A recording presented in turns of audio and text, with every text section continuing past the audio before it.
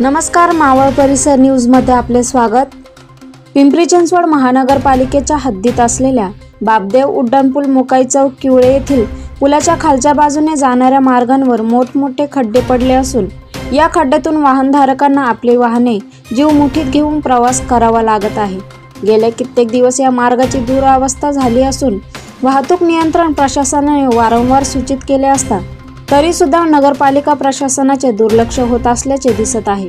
यातूनच एखाद्या वाहनधारकाच्या जीवास हानी झाल्यास कोण जबाबदार राहणार असा प्रश्न उपस्थित झाला आहे। तर दुसरीकडे याच पुलाखाली वारंवार वाहतूक कोंडी होत असते, अशातच या ठिकाणी वाहतूक पोलीस असणे गरजेचे आहे, परंतु या ठिकाणी एकही वाहतूक पोलीस कर्मचारी नसल्याचे दिसून येत आहे। त्यामुळे वाहनधारक आपली वाहने बेभान सुसाटपणे वाट काढत नेत जात असताना दिसत आहे।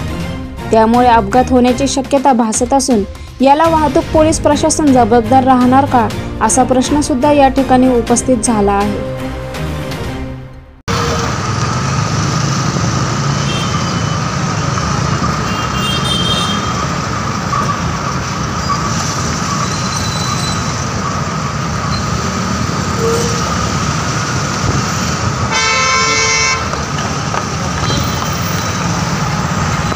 मावळ परिसर न्यूज या यूट्यूब चॅनेलला सबस्क्राईब करा, लाईक करा, शेअर करा। धन्यवाद।